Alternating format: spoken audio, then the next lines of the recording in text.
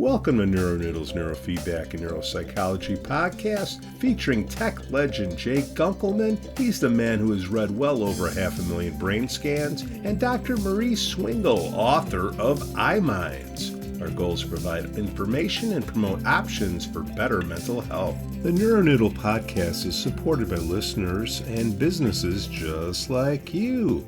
Mark your calendars for Friday, April 26, 2024, as Bradley University hosts the 8th Annual Super Brain Summit, presented by the Center for Collaborative Brain Research. This year's topic, Rhythms of Regulation, Polyvagal Perspectives, promises an insightful exploration to polyvagal theory with Deb Dana, LCSW, leading the discussions as the featured speaker. Dana is a celebrated author and clinician, brings her extensive knowledge and practical experience to the forefront. The event will be held at the Hayden Clark Alumni Center's Peplo Pavilion, available both live and online, ensuring accessible participation for all interested. For those looking to register or seeking more information, please contact Gwen at GHOWARTER@bradley.edu or by phone at 309-677-3900. Further inquiries about the program can be directed to Dr. Lori Russell Chapin at lar@bradley.edu. Don't miss this enriching opportunity to engage with the latest advancements in brain research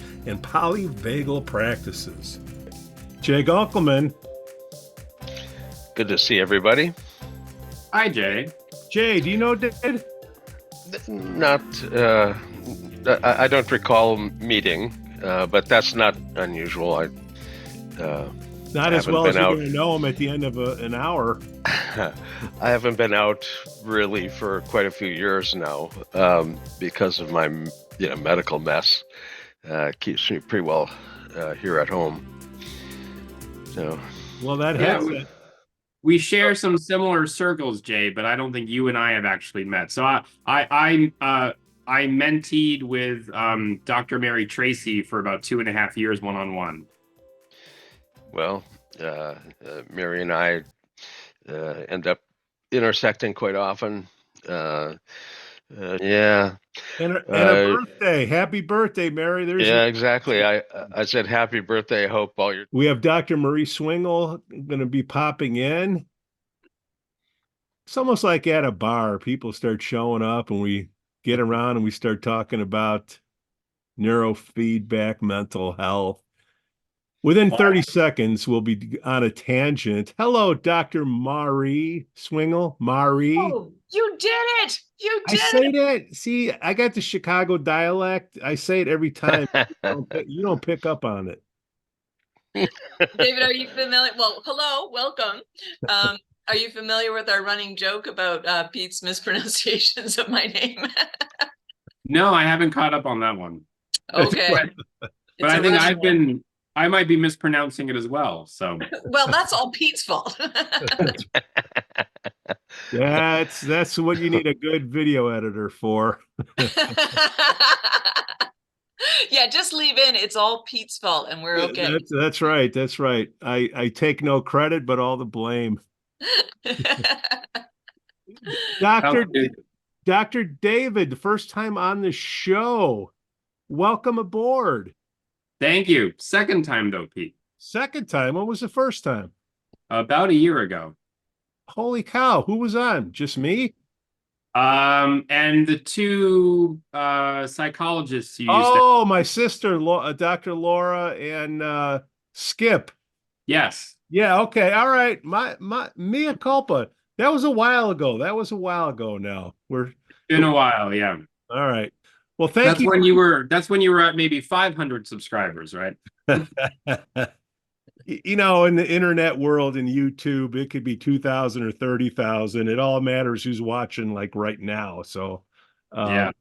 So, help.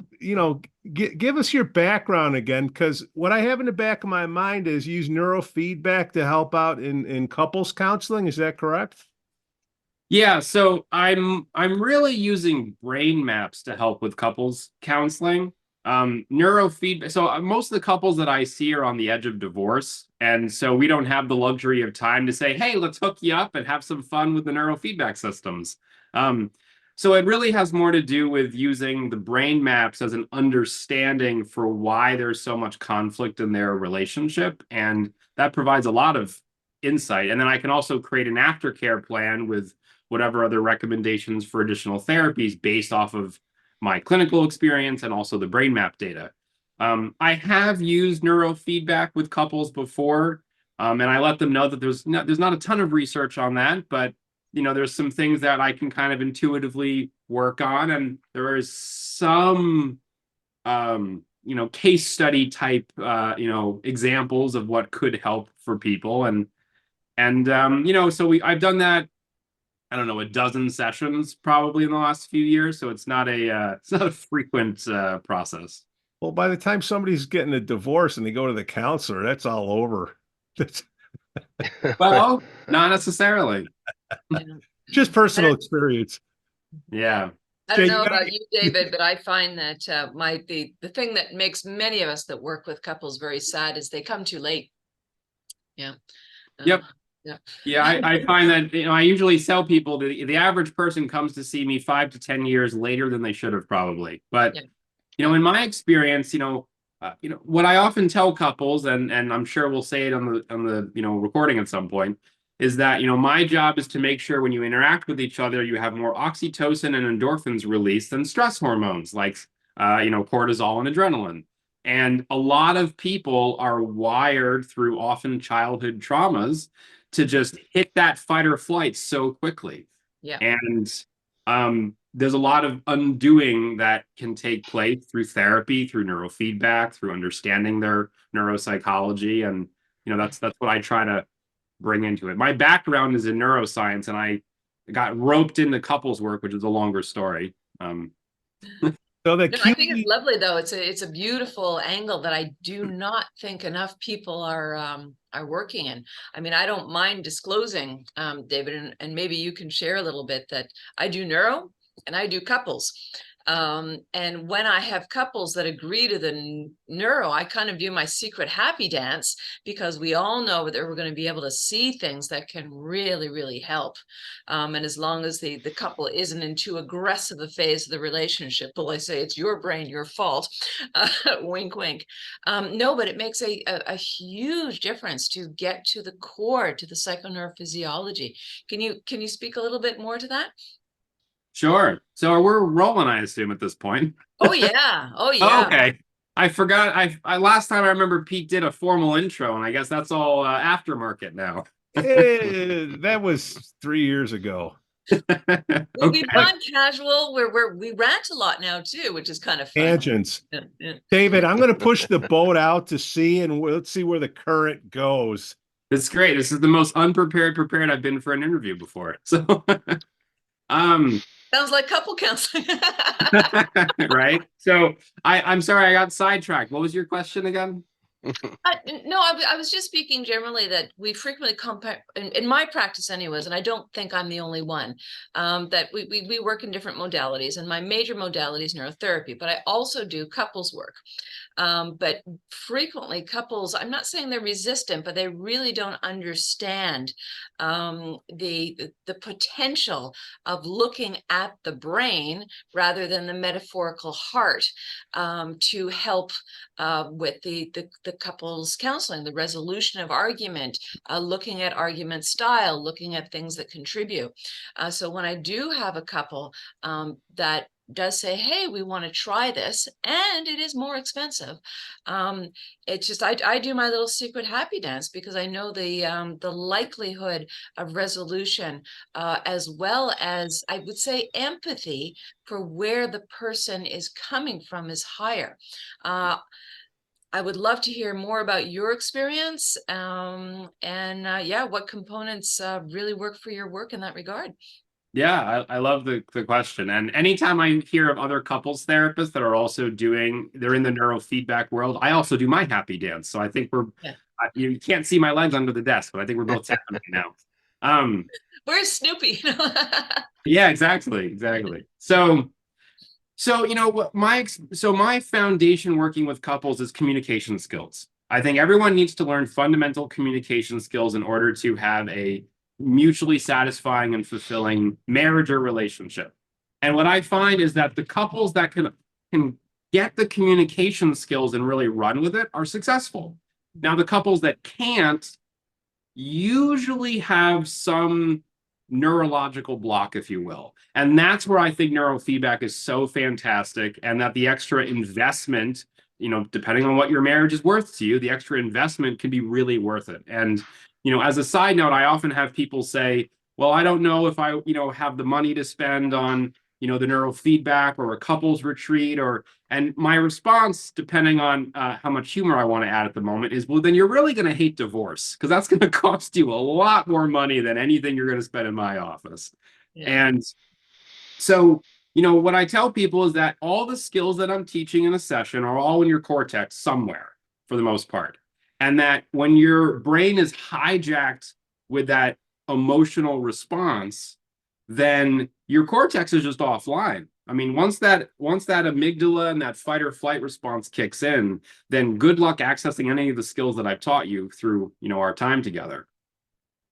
And I think that neurofeedback and the understanding of neurophysiology in general provides us with a really helpful, concrete explanation for people of, okay, so when your partner rolls their eyes at you, yeah, that's a little bit insulting, but it also reminds you of when your mother and father used to dismiss everything you said as a child, and you go back to being a 5-year-old boy, and here's the neurology behind why that happens, and here's some empowering tools to help you stay in your body and overcome that in service of, your marriage, but also, by the way, your own personal well-being in the end. The qeeg, the map, how does that come into play to get them to sit for 20 minutes and do that? And especially with a guy says, hey man, just fix it. How does that work? So I find I work with a lot of engineers, and engineers love brain maps. They want to see what's going on under the hood, and so you can look to see why I might be in conflict with my spouse, and I'm like, yeah, definitely. Let's pop the hood and take a look at this. So I have 2 examples of this. One of them is a spouse who has a fast processing speed, so their PDR at PZ is through the roof, and then the other spouse, their counterpart, has issues in Wernicke's area and are not processing information correctly, appropriately, accurately, however you want to conceptualize that. And so that leads to people saying, well, you're not listening to me, you don't understand me. And actually, neurologically, your spouse A is providing too much information probably, and spouse B just can't digest it at that rate. And when I've seen that on a brain map, I often recommend they write letters to each other, because you can write a letter as fast as you want, and then the person can read it as slow as they want. And it actually, it allows them to come together in communication without having to try to, improvise that in real time. And real time is different for each of them in that case. The second example I'll give is if both partners have a fast processing speed. My experience is that the escalation goes from 0 to 100 in like a half a second. Yeah. And so what I do is I teach a lot of body-based relaxation. I might even have them do some diaphragmatic breathing before every marital check-in, because it just helps reset that processing speed, get them into their body a little, and then they have a fighting chance at using the skills that I'm teaching. Let's take a peek at some interpersonal connectivity. Now, your work kind of hypothesizes that when they're in the right state, that they have a better connection, and that is going to be a beneficial state. And there might be those that would kind of show me the data sort of a thing, and what I'd like to suggest is this is a publication from 2010 in the Journal of Scientific Exploration, which is more of an engineering journal than an EEG journal. In fact, I threatened to pull the paper from the journal when they were having trouble understanding some of the EEG stuff. So, but they said, no. They brought in an EEG person and agreed with me. So, but this is basically looking at a healer-Healee connection. and the ability to have that at a distance. Now, if you have a connection at a distance, there has to be a mechanism for the connection. There's no secret wire or something. So there has to be some mechanism for that connection. So, and Luke basically invited me to look at the EEG data on Bill Bankston and his Healees. He's actually a sociology professor who learned his technique and actually teaches it as well. Anyway, if you look at his EEG at rest, he has a slightly faster alpha peak, a little bit above 10 hertz. He's a bright guy. He's a professor. A little slightly faster alpha is not unusual. This is the bispectra. And we're looking at the bispectra because in work previously, Luke saw that I had published about or presented about consciousness, and cross-frequency coupling was a part of how that all worked. And this display can show that when it happens. Now, this is just basically 11 and 11. These axes are the same frequency, so you expect points to intersect on the 45, and this is a simple peak and not much interesting on the bispectrum. And if you watch the EEG, when he starts to do his healing, this is the spectra. Instead of an 11 hertz alpha peak, he's down at 7.81, and it has harmonics. And you can see the harmonic interactions here. This is about a 7.81, but it has double that, triple that. But the fourth and fifth harmonic end up being in the gamma frequency range. But this is hitting a frequency that creates a standing potential. The Schumann resonances end up creating a standing potential, which can have a distant effect, like Tesla lighting lights at a distance with no wire using standing potentials. So this is the state that he's in. Now, let's look at the interaction between the healer and the healee. Now, this is Bill kicking in on his 7.81 run of background activity. This is amplified, and these are all parietal electrodes that have good opportunity to have an alpha in them. And the Healee has an amplified signal because there's the size of their EEG is so small. So it's a little thicker line, and you can use that to identify which is which. When he starts to make his run of 7.81, you can see that they're actually out of phase. Their waveforms are out of phase, but within a second, they're in phase, and when they're in phase, it amplifies the Healee's signal. If you're in an opera house room that has a harmonic, if you're singing and you hit that harmonic, your voice rides on itself, so it amplifies. So this is the Healee and healer connecting, and it amplifies the state on the Healee. Anyway, this is the ability to have a connection at a distance. And again, it uses Schumann resonances, which a lot of people don't really understand that. It's an electromagnetic wave that surrounds the Earth. And the ionosphere and the ground are conductive, and the air in between is semiconductive. It's a capacitive space that can have a resonance. And the resonance is the Schumann resonances, plural, and a primary frequency, and then lots and lots of harmonics. Anyway, this Jake, if this I could jump in here just to the little aside, riding the wave, haha.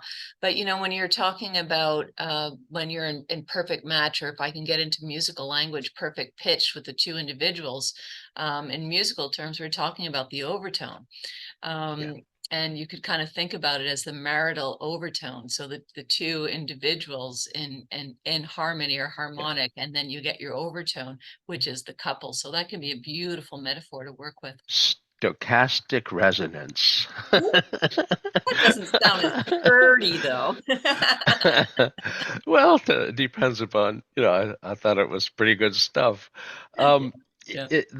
Not only do they hit this frequency, which is the base frequency, but all those high harmonics end up being in the signal. Yeah. The interesting thing is we consider this the connection, but in healing, there's a delivery, not just a connection. If I ring you up on the phone and you pick up the line, we have a connection, but we don't have a conversation yet. So we think this is the connection between the healer and the Healee. The delivery, what is the delivery is another matter, and it's probably associated with the higher frequencies, nested rhythms in the EEG. You have a carrier frequency of theta or alpha. The nested rhythm of gamma is the content. So there's a difference between the connection and the content, and we hypothesize that there are higher frequencies that end up being the actual delivery. But we at least can show with solid evidence, made it into an engineering journal, that the connection can happen. But if you roll back recollection to the early days of biofeedback and neurofeedback, the Biofeedback Research Society, one of the really powerful characters was Barbara Brown, and she was a bold, big voice, and she ran the small events wherever she was. She was really a powerful young researcher, and she had a designed where there was a slit. You could only see your partner's eyes, and you had to press a button when you felt like you were connected. And basically, when the person was making theta frequencies, both of them hitting the button at the same time was a higher probability. 7.81 is actually 7.83 is classic Schumann resonance frequency, but it varies slightly up and down based on seasonal thickness of the atmosphere. So we caught it at 7.81 when we were in Arizona at the time. But you can get it at various frequencies, but it's in the theta frequency band. So in all likelihood, Barbara Brown's early work was already kind of peeling away the lack of understanding of what this connectivity was all about. I want to throw in another one, and David, I'd love to hear your perspective as well. But in couples, when both individuals have excessive high beta at FZ, we kind of, it's a horrible joke, but we call that the divorce signature, meaning the cognitive rigidity when you lock onto something you can't let go. So what we call the circulative arguments. Any thoughts yourself on there? Or are you also working with beta and high beta at FC? Yeah, I mean, I find that the beta frequencies in my experience are easier to train. And, that hyperexcitable cortex seems like you can teach people to kind of calm down or give them some CBT skills to get out of it. I get more concerned about higher theta frequencies in the anterior cingulate, where there's some other like limbic involvement and the more kind of deeper rumination OCDs, especially if they have more ventral, am I getting that right? Yes, more ventral slowing based on the Loretta. Then I see more of that emotional content where they really get stuck. And then it's one thing to walk people through like a logical argument of, okay, well, they said this, but what do you think they meant? And let's go through some techniques. But when it's like, well, the way they looked at me, you're like, well, wait a minute. Tangible, please. Tangible. Yeah, But exactly. the anterior cingulate, when it's working, gives you cognitive and emotional flexibility. And when it's not working, whether it's in theta or alpha or beta, when it's not working, you lose that flexibility. And obviously, the beta one, what you've seen as an anterior cingulate marker of that obsessive circumstance. Now, the slow pattern is actually the worst of the three because it's medication resistant to traditional pharma. Now, we have seen that it tends to respond fairly well to the use of dissociatives like ketamine. As long as they don't have paroxysms in the EEG or gigantic beta spindles in the EEG, ketamine with frontal theta at the cingulate tends to have a very positive outcome. And again, with a caveat that dissociatives with epileptiform content they don't match up well, and beta spindles not quite as predictive as the epileptiform content, but beta spindles are also a predictor of negative outcome. And you don't want to have a K-hole experience. It's first time I heard about that K-hole. Geez, I don't know what it is, but it sure doesn't sound very good. So. I'm as everybody knows, I'm still on the listening bench of all this, but my horrible clinical humor is coming in, in terms of, just drug up your clients, they'll all be happy. Send them to the bar, they'll go home hand in hand. Well, during the administration of ketamine, the theta content at the frontal midline goes up tremendously. Yep. But after the session, it collapses.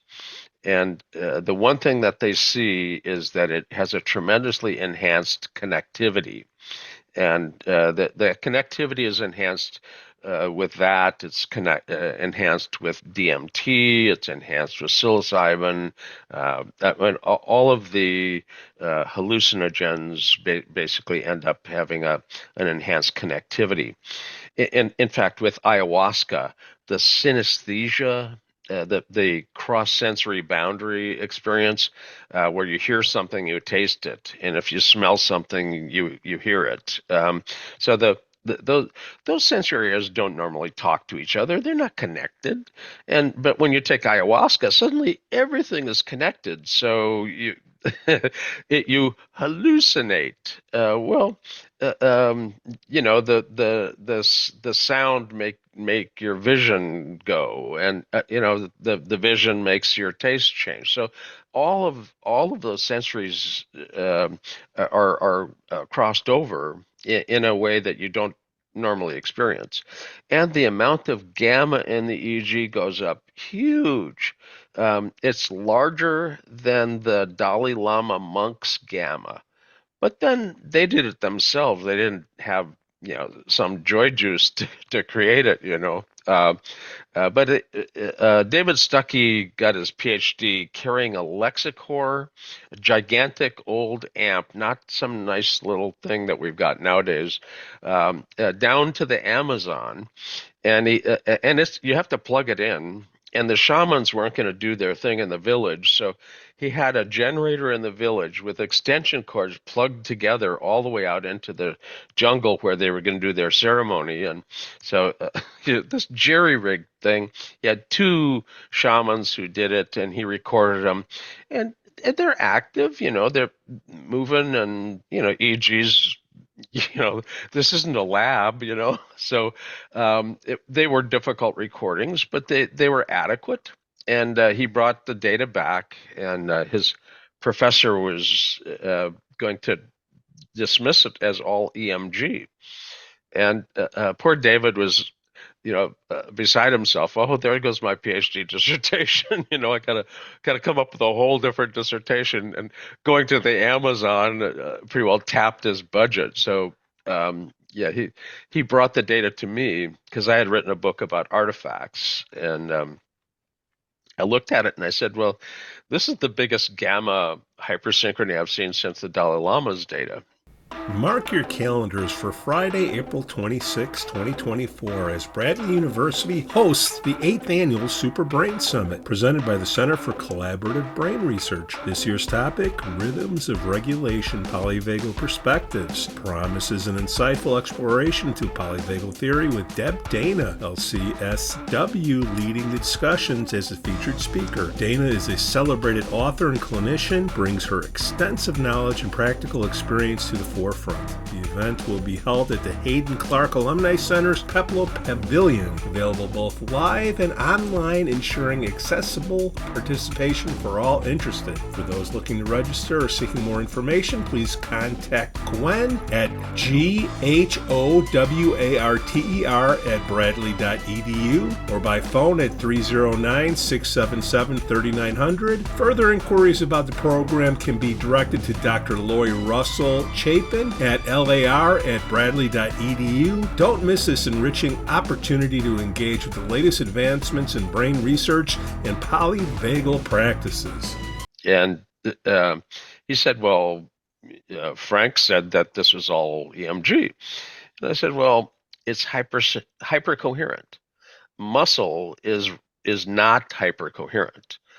So the hypercoherence is broken up in the temporal area where the muscle is, but the general hypercoherent gamma is a drug effect. And so he went back and had to argue that with his professor, but the professor had to kind of back off when he showed it was actually hypercoherent, and you can't do that with muscle.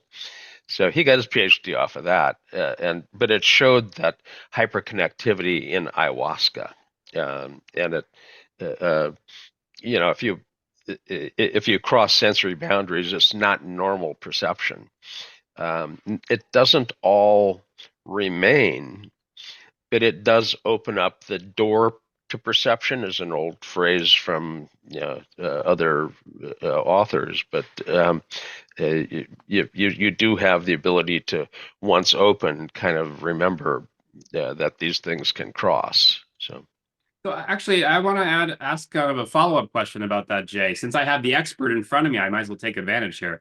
One of the things I see in the sessions is when couples enter dissociative states based on their trigger, they really need time to come back down, and they need grounding in order to then have that connection. And I'm guessing some alpha synchrony in order, they need that grounding in order to have that. And it makes intuitive sense, I think, to anyone that's worked with couples, but I would imagine you have some EEG to back that up. Yeah.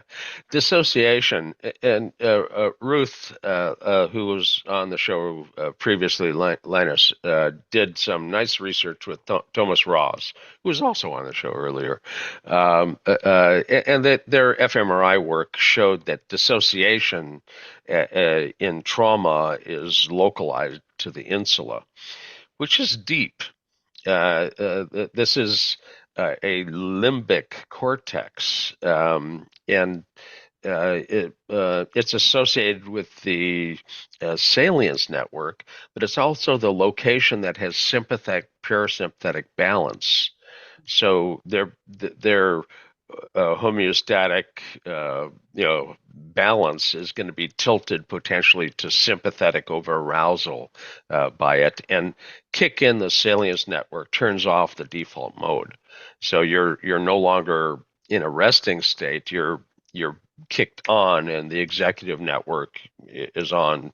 You're analytic. You're not homeostatic anymore. So that as a trigger point can exist, and you can see it in the EEG if it's an existent trigger point. You have to know what to look for. It's not, it's not seen by most people who look, but it's a very subtle feature in the EEG.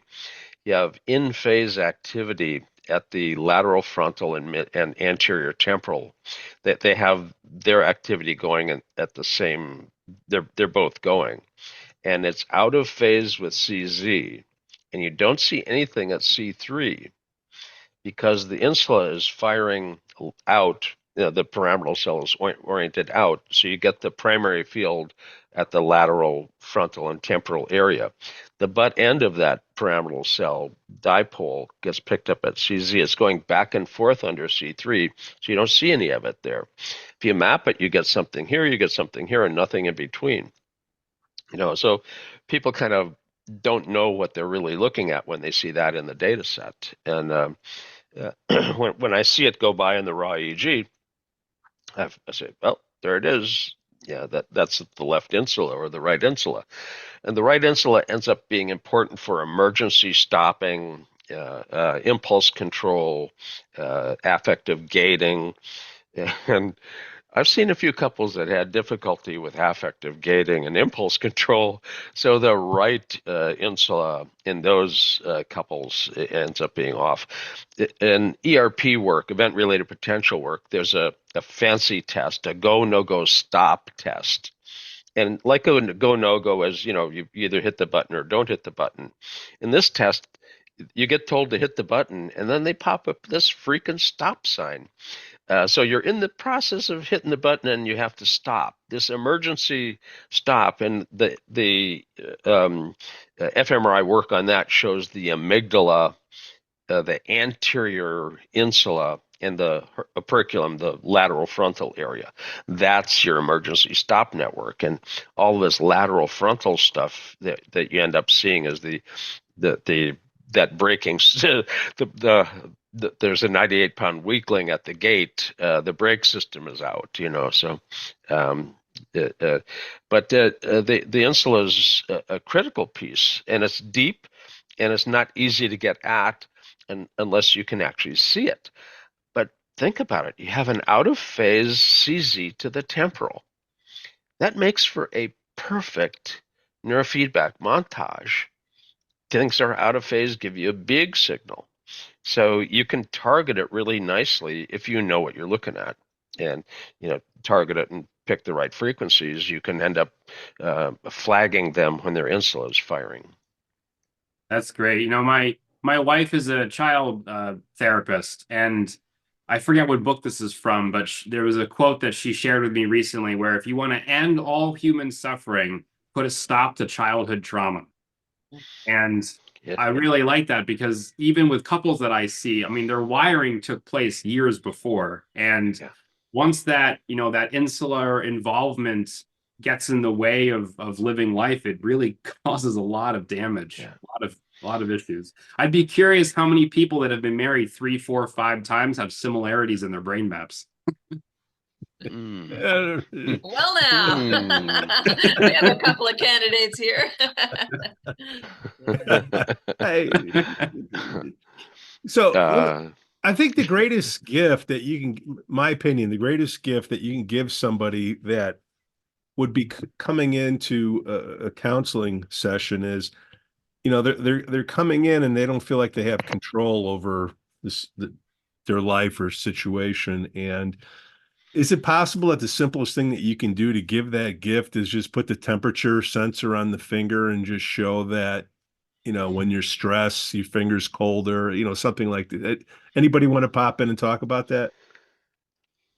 I would use electrodermal as opposed to temperature. Temperature is a very slow changing signal, but electrodermal is really reactive. Hook up a simple little GSR2, the little kind of a throwaway device, or one of the more modern ones, and ask a question that has any emotional thing about it at all. And there's a brief delay. You can kind of go and a 1 and a 2 and a boom, there's the response. So and when you have a response like that, you can't say, oh, I didn't respond. It was it's face valid that you had an affective kick. And couples that have those on at the same time can kind of see who's triggering whom and when and with what. And if you learn control over your electrodermal, you've got control over your sympathetic nervous system. And the sympathetic parasympathetic balance is something you've got control over. And that's a really big step forward. HRV helps with that, and direct electrodermal feedback helps with that. In years ago, and unfortunately she's passed. Anna Wise had a very nice approach to mapping consciousness with EEG arousal on one axis and body arousal on the other axis using electrodermal. And you could be highly aroused physically and low aroused mentally, or vice versa, or both high, both low. But that matrix of arousal mixes ended up predicting states really well. So and electrodermal is probably one of the cheapest. Well, I guess the little temperature thermometer that they give you for free is the cheapest.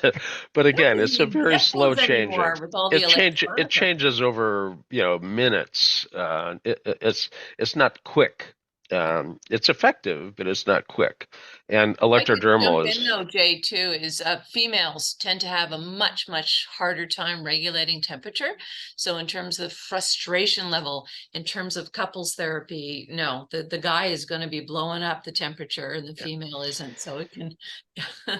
If I can add to that too, so in the sessions, so I should clarify that most of my work is a couples retreat. So I'm only seeing them for 3 or 4 days for the most part. And then I often don't see them again. They fly in, they do their work, and then they fly out and go back home. So I use respiration because I can see the respiration in the room. And my experience is when you're training people in HRV and temperature and GSR and all these things, you're often using respiration as the training module. And so I'm just looking, and sometimes I'll say, hey, I noticed when, your husband just said that, it looks like you held your breath and your shoulders went up just a little bit. What are you feeling right now? And I try to bring in the biofeedback principles with me sort of as the machine. And then the other piece of this is I want to put in a plug for Dr. Swingle's book, because I love iMinds, absolutely love iMinds. And I mention it to many couples. I did a blog post maybe 2 years ago when Apple came out with one of its new phones. I was like, oh, great, this is a perfect opportunity. And I wrote a blog that said, touch your spouse more than your phone. Yes. And I had the lowest reception of any blog that I had written. People even wrote me and said, yeah, but I wake up and I look at my email and I have to, they got mad at me for suggesting you should, give your wife and husband a hug before you check your Instagram account. And I went, oh my God, that's not good. It's bad. It's bad now. Yeah. I mean, number one rule, do not bring electronica into the bedroom. Period. You ask the kids to turn in their devices at 9. Perhaps you should do that yourselves. Yeah. I have the exception of an Oura Ring as a device. But that's the kind of thing you want to have monitoring you, or a Fitbit on your, or an Apple Watch, or something to be able to monitor your physiology is an okay technology to have in the room, but it shouldn't be bright, and it shouldn't have any sound to it. I tell people, if you bring something into the bedroom, it should vibrate and not have a screen. I don't know about the first one. We have had a couple of shows on porn, but no, something that Jay was mentioning, I want to add a little bit too as well, in terms of looking at couples independently in biofeedback. Okay, so electrodermal response, etc. But one of the really cool things is actually to wire them together. So you get a response, but the couple doesn't know who the response is from. The therapist does, but then the job of the couple is to bring down the arousal level of the couple not knowing who the source is. Okay, and that can be extremely powerful as well. So is that like having 2 dogs with a bark collar that shocks them, and one dog barks and they both get a shock? Which one did it? Maybe a little softer, but yeah. Yeah. No, it literally forces the couple to work together, right? Yeah, I mean, I often teach co-breathing exercises. I tell people that, when you do biofeedback on an infant, oftentimes you're laying the infant over the mother's heart and you're actually training the mom, and there's some entrainment that takes place. But that pathway is still present in adults. And if you lay down and you do some diaphragmatic breathing and sync with your partner, it's an amazing feeling of connection. And I've always wanted to do, brain maps on people as they're doing their breathing. But, again, I'm working with people that are about to get divorced. And so I can't get into all the fun stuff usually. Well, at least they want things to change, right? You can do everything except create the desire to have a better outcome, right? So if you show that it is within your control to change things, you can either change it, pay up for the divorce and deal with all that crap, or try to fix. I hate the word fix. Okay, I know you guys go crazy about fix, but correct, put the boat on a different course, whatever it is. Now the couples flying to see you, would virtual work at this? Obviously, you want to see them, and because you have these the helmets you can send out, put on, dry sensor. Obviously, wouldn't work as well as seeing them in person. But do you see the future of that happening? As soon as the psychology board can update its terms and get rid of this whole state licensing bureaucracy, then I think there's something to that, Pete. So I'm licensed in 4 states right now. And so if I have someone from one of those states, reach out to me, Vermont, Massachusetts, New Hampshire, and Florida, because it's super easy to get licensed in Florida as a psychologist. It's really odd. So if they're in one of those states, then I use the, wherever it is on my desk here, I use my Mindlift. I like the Mindlift system. It doesn't do complex kinds of trainings. It's only, monopolar trainings. But for a lot of people, that works really well. I tell them, there's a difference between a $300 system and a $20,000 system if you go to someone's office. I mean, you're getting what you pay for in that sense. But it can really do a nice job of virtual and remote training. And I've spoken with the folks at Mindlift to talk about, hey, what do you think of like getting 2 Bluetooth connections to one tablet? And is there some future there? So if anyone's using Mindlift and that's something you're interested in, then send them an email, because the more they hear that feedback, the more likely they are to, start working on it. Can I be a devil's advocate? Sure. Okay. Now, obviously, if distance is a real issue, this is an absolute moot point.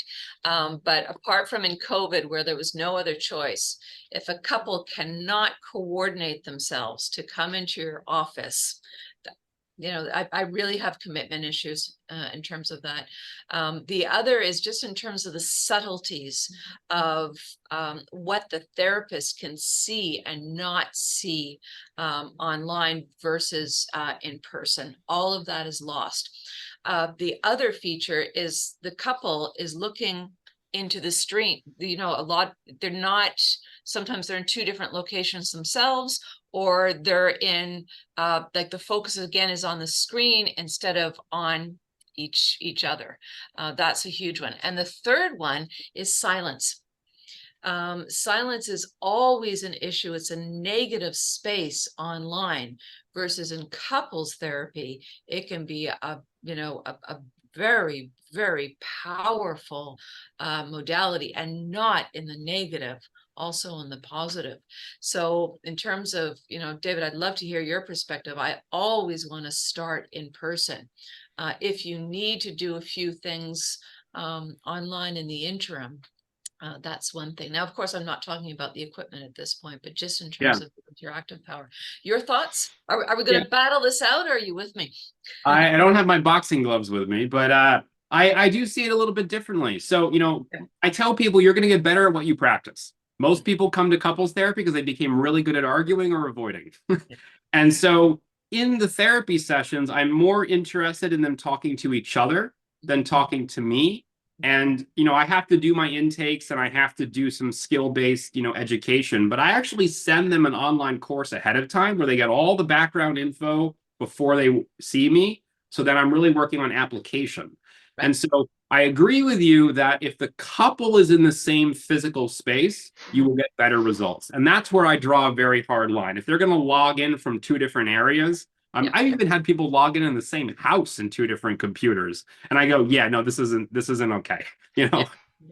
So they have to be in With the each same, other, yeah. yeah, they have to be in the same physical space. Now, part of my dissertation looked at the outcomes and the opinions of in-person versus virtual work, and this was in before the pandemic. I finished my dissertation in 2015. So, and what the research showed at that point anyway is that therapists often don't want to do virtual. They like in person. They feel more capable in person, but clients feel just as comfortable going virtual, and the results, as long as someone is well trained in the difference in dynamics, is relatively equal. Now, I think you have to be careful there about, well, what are you treating? Is there a good reason to go in person? I often feel like the intake process can be done virtually, and there's also some cost benefit analysis. So for example, it's a few $1,000s to do a couples retreat. And if someone's really scraping the money together, and the flights and the hotel and the child care would be a barrier to treatment, then I go, fine, let's do it virtually.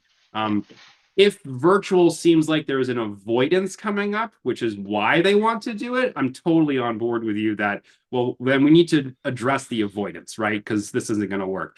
During the pandemic, I was doing a virtual session because we had to. And the only time this has ever happened to me, someone said, I'm overwhelmed and I need a break. I said, great self-advocacy, go take your break. We'll come back in a few minutes. And then they both go off screen, and I see this giant bellow of smoke come into the screen. And I go, so what did you do on your break? And I said, oh, we needed to light up the bong because we needed a minute. And I went, well, that's going to change the therapy now. Yeah, it's going to work. So in my work, having most recently focused more on intractable epilepsy, that has to start with office work and the deep analytics of coming up with where to train and how to train. And then you have to make sure that the idea of what to train and how to train is actually working as intended. But once you get past maybe the first dozen sessions in an office, this is going to be 100 or more sessions. And, Isabella more recently did 350 before her seizures quit. So, what's the logistics of getting to and from the office 100 or 300 times? So just, let's get this remote, but remote that we can actually monitor and interact within. We you let me do screen sharing, and you can see camera. So if I had an electrode in the wrong spot, you could kind of see, and if you were able to control my computer and the software was there, you could reset the thresholds as needed. So monitoring at a distance can be done, and it's not the same as being face to face with everything, but it's been shown based on the actual outcomes to work. We've the last 6 intractable epileptics are all seizure-free, medication-free, with the exception of one who just she went into the hospital. They did an EEG and saw some irregularities, and they put her back on Keppra. She hadn't had a seizure, but she had EEG irregularities, and they put her back on Keppra. So she's back on low dose of medication for a while, and but the epileptologist is controlling the meds based on their EEG work. But she's still seizure free, and she's been seizure free now for 6 years, and Isabella for over 7 years. So they're, it works with distance training, but again, it has to be set up properly at the beginning. You can't kick them out of the office after one session and make them guess as to where the electrode is supposed to go and expect outcomes to really work. The some training. The uneducated one here, his thoughts are, that would be me, that couples, they run into problems about money. Okay. And this stuff isn't cheap. Insurance doesn't pay for it or very little. So it's more than rich people and people in urban areas that have problems. If you're rural, you don't have any money, you need something, right? And there's a market out there to do it. I agree coming in, but you look at, a few hundred million people in the United States, it's more besides the urban areas and the rich that, need the help. Yeah. I would also add to that, though, that it's also a matter of priority. I mean, I've worked with people, I just worked with someone a few weeks ago who he was cheating on his partner. He didn't know why. He cognitively wanted to stop, but he was kind of stuck in this cycle and he couldn't figure it out. And he told me that, I didn't want to pay your fees, but when I told my friends about your service and that, I don't think I can afford it, my friend almost smacked me in the face and said, "You just bought 2 snowboards last week. Like, what are your priorities here?" And, I think of that every time I drive by the Lexus dealership. Like, they have no trouble selling those cars, probably to people that are getting divorced too. Yeah. In epilepsy, the cost savings of not having epilepsy is tremendous. The case Maggie, which had a little video shot about her, they were paying for Onfi, a brand name of a fairly aggressive anticonvulsant. She was on 3, but just the Onfi itself was $1,000 out of pocket copay a month. So getting rid of the epilepsy is like suddenly having a second job income, so that the drain of, and that was one medication. There's copays on the rest and her treatments and everything. So, and the worrying about SUDEP, sudden death from epilepsy, that is always kind of dangled over your head as they try to suggest that you have brain surgery as the next step. That's expensive. And if you can learn how to stop it in 100 sessions, you've bought the device yourself, so you're not really paying per session, in the same way you would in an office. So we've tried to make it workable and affordable. It's not been my idea of a source of income. Families contact me with desperate circumstances with kids that have intractable epilepsy, and I don't even charge them for the EEG analysis. They're going to spend more money on the treatment and the assessment from me. I'm old. I'm doing okay. I don't need to charge them for that. So my point is the price is the price. Okay. Yeah. But why isn't insurance covering this? For insurance, though, Pete, I think one of the things is just conceptual if we go down. And I think this is also the insurance companies as well. Okay. People will invest in their future. They'll see the end product. So they'll pay for something they get in their hands. What we're doing is you're paying to not have something. Okay. And it's a really interesting concept to wrap your head around. You're paying so that you will not need future education, to pay for future education. You are paying so you will not need to have a tutor through, the next 10 years of your education. You're paying so that you will not need to pay a divorce lawyer. You're paying so that you will not need to pay for a second residence, a second car, split homes, right? But people don't see it that way. So you really, individuals really need to wrap their head around. You're paying to not have something. You're not paying to have something. So anybody who can put that to the insurance companies, that's the way to rotate it. Different lens. I've had one client in the last 15 years when appropriately billing for neurofeedback, because I know some people skew things, but when appropriately billing, I've had one client that got reimbursed. And it was because he was severely depressed. He'd been in and out of inpatient facilities at, $10,000 a pop. So that's, 50, 60, 70,000 every year for so many years.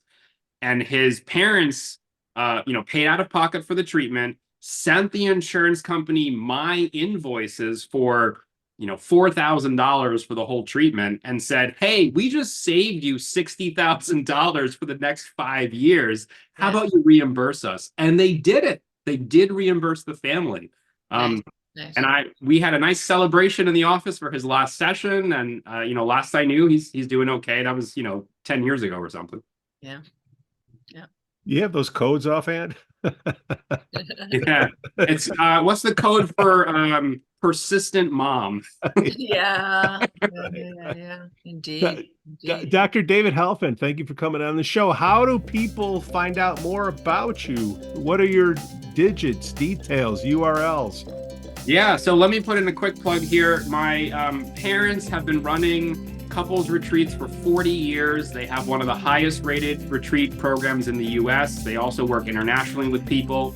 And they just want to enjoy the sunshine now and play with their grandkids and have some fun. So I'm actually taking over their business. This is a transition year. We're all very excited about it. And so if you go to marriagequest.org, you'll find contact info. They're still seeing about 4 to 6 couples a year, and then I'm taking the rest of the inquiries. So it's been a fun journey, and I'm excited to take the torch and run with it now. Oh, outstanding. Jay Gunkelman, Dr. Mary. It's an epigenetic business. You'll always have customers. Dr. Mary Swingle, Jay Gunkelman, Dr. David Helfand, thank you. Awesome episode of the Neuronoodle Neurofeedback podcast. Adieu. The Neuronoodle podcast is supported by listeners and businesses just like you.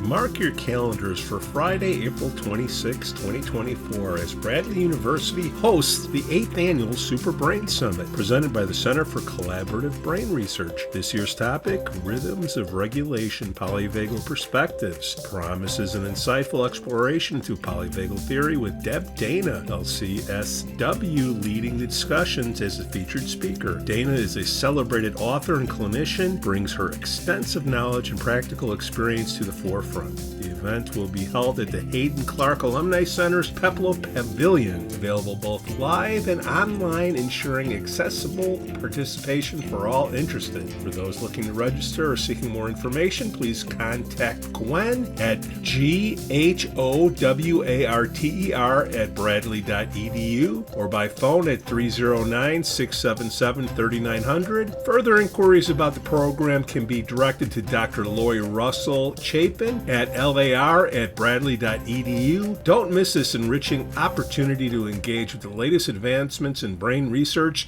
and polyvagal practices.